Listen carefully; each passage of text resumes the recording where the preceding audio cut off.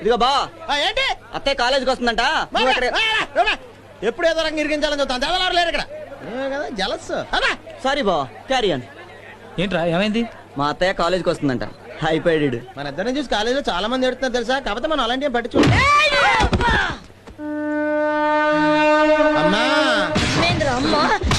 అమ్మా